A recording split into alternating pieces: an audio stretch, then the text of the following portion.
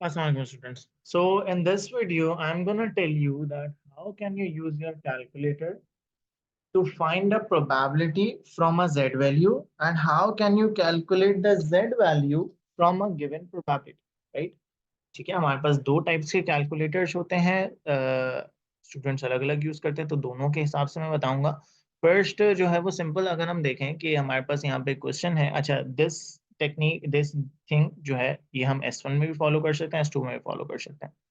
तो अगर मुझे सिंपल सी प्रोबेबिलिटी कैलकुलेट करनी है, लाइक यहाँ पे इसने मुझे बोला मीन भी बता दिया है क्वेश्चन में, स्टैंडर्ड डिवीजन भी बता दिया है, and we need to find the probability greater than 120। तो ये जो है वो मैंने जेड टेबल से कैलकुलेट करी है प्रोबेबिलिटी, ठीक है। और अब मैं जो है वो इसको कैलकुलेटर से आप लोगों को करके बताऊंगा कि how can you find the probability using the calculator, ठीक है। ये हमारे पास जेड वैल्यू है, ये 0.465। अच्छा, करना क्या है, फर्स्ट हम क्लास विज कैलकुलेटर की बात करते हैं। You need to go to the menu.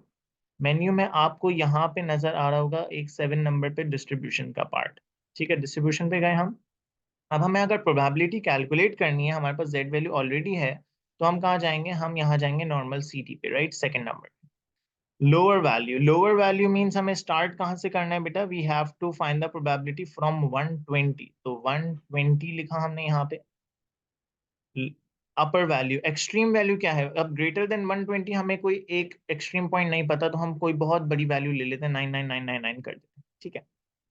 And standard deviation, we know that it's 17.2, and the mean we have is 112. Now we'll press equals to, हमारे पास यहाँ पे देखो आंसर आ गया 0.321। और हमारे पास यहाँ पे भी जो है वो z टेबल से भी हमने जब 1 से माइनस किया था तो वी गॉट 0.321, ठीक है। अच्छा, व्हाट इफ हमें जो है वो लेसर पार्ट की वैल्यू फाइंड करनी होगी, ठीक है। तो अब हम क्या करेंगे, अगर मुझे प्रोबेबिलिटी फाइंड करनी होती लेस देन 100 की, ठीक है, तो अब हम क्या करते हैं, अब हम स्टार्टिंग पॉइंट जो है लोअर वैल्यू से स्टार्ट करना है, तो लोअर वैल्यू मुझे क्योंकि नहीं पता, तो मैं लोअर वैल्यू जो है वो जीरो रख, ठीक है, जीरो रख दो या माइनस में कुछ भी रख दो। और यहाँ पे जो है वो अपर पार्ट में जो है वो मुझे कहाँ तक जाना है, मुझे जाना है 100 तक, ठीक है। तो मैंने अपर वैल्यू 100 रख दी, तो ये मुझे प्रोबेबिलिटी बता देगा 100 से बिलो की। बाकी सारी चीजें सेम है, तो ये मुझे देखो इसने बता दिया, लोअर पार्ट बता दिया कि 100 से पीछे हमारे पास जो है वो ये प्रोबेबिलिटी होगी 0.2427।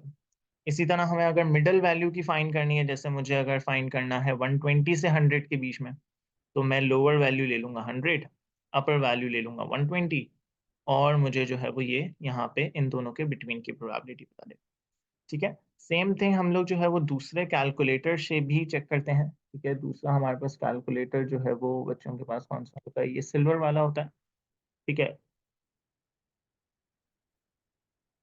अच्छा, यहाँ पे आपको कैलकुलेटर जो है वो यही ब्लैक दिख रहा होगा, लेकिन इसके जो फंक्शंस हैं वो वही वाले हैं जो हमारे पास सिल्वर वाला कैलकुलेटर होता है। तो इसमें क्या करना है, मेन्यू में जब मोड में जाना है, इसमें सेम ऑप्शन है, यहाँ पे देखो थर्ड नंबर पे स्टार्ट, थर्ड नंबर पे हम स्टार्ट में गए, उसके बाद आपको यहाँ पे AC प्रेस कर देना। अब यहाँ पे देखो 1 के ऊपर आपको नजर आ रहा है बेटा स्टार्ट का ऑप्शन, तो हम शिफ्ट के साथ ये 1 प्रेस करेंगे तो यहाँ पे मुझे ये 6 ऑप्शन दिखा दिए। आपको कहाँ पे जाना है, ये 5 पे डिस्ट्रीब्यूशन लिखा हुआ है, तो यहाँ 5 पे डिस्ट्रीब्यूशन में चले गए। फर्स्ट नंबर पे यहाँ पे आ रही है प्रोबेबिलिटी, तो हमने 1 प्रेस किया। अब यहाँ पे हमें एंटर करनी है ये z वैल्यू 0.465। अब जैसे हमने यहाँ पे z वैल्यू कैलकुलेट करी, ब्रैकेट क्लोज करा, इसने देखो मुझे प्रोबेबिलिटी बता दी 0.690। हमें सिर्फ 4 डेसिमल प्लेस तक जाना है, तो 0.6790। अब आप देखो, अब वो क्लासेस वाला जो कैलकुलेटर है ना, उसमें वो डायरेक्ट आपको माइनस करके बता रहा है। यहाँ पे जो है वो आपको हमेशा बड़ा वाला आंसर देगा, आपको अगर छोटा वाला चाहिए तो आप उसको 1 से सब्ट्रैक्ट, ठीक है। तो this is how you calculate the probabilities अगर आपके पास z वैल्यू गिवन होती है, ठीक है।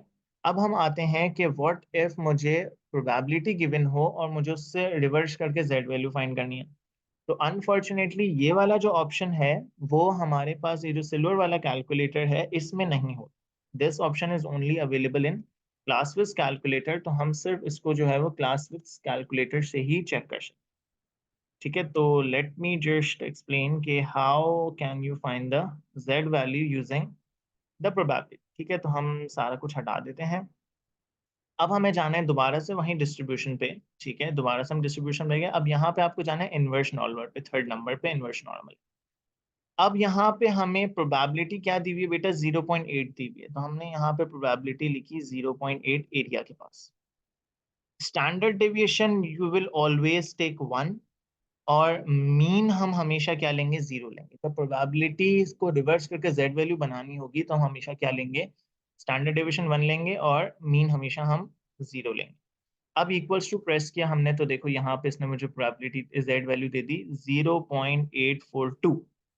ठीक है, देखो यहाँ पे भी हमारे पास क्या आ रही है, 0.842 आ रही है। और क्योंकि हमें डायग्राम से पता चला था कि भाई 115 मीन है और 103 से पीछे होगा, तो इसलिए हमने जेड वैल्यू जो है वो नेगेटिव में ले ली, और बाकी जो है हम कैलकुलेशन उसी तरह से कर लेंगे। ठीक है, एक और एग्जांपल मैं आप लोग को देता हूँ। अगर मुझे जो है वो प्रोबेबिलिटी दी हुई है 0.965, ठीक है, बाकी सारी चीजें सेम रखनी है, इक्वल्स टू दबाया, यह आ गया 1.812। ठीक है, तो जो प्रोबेबिलिटी थी वो एरिया की जगह पे रखनी है, और हम जो है वो स्टैंडर्ड डेविएशन 1 लेना है, मीन 0 लेना है। हमें क्या बता देगा वो, रिवर्स करके जेड वैल्यू बता देगा, फिर आप माइनस प्लस अपने हिसाब से देखिए। ठीक है, so this is how you can use your calculator to find the probability and reverse it to find the z value। ठीक है, रिवर्स करने वाला काम सिर्फ क्लासेस कैलकुलेटर में है, नॉर्मल कैलकुलेटर में नहीं। and this you can use in S1 also and in S2 also। ठीक है, S2 में हाइपोथेसिस टेस्टिंग वगैरह जब हम कर रहे होते हैं और जब नॉर्मल डिस्ट्रीब्यूशन के हिसाब से प्रोबेबिलिटी निकाल लेते हैं, तो उसमें भी हम लोग जो है वो ये चीज़ यूज़ कर सकते हैं। I hope it's everything clear, and thanks, bye.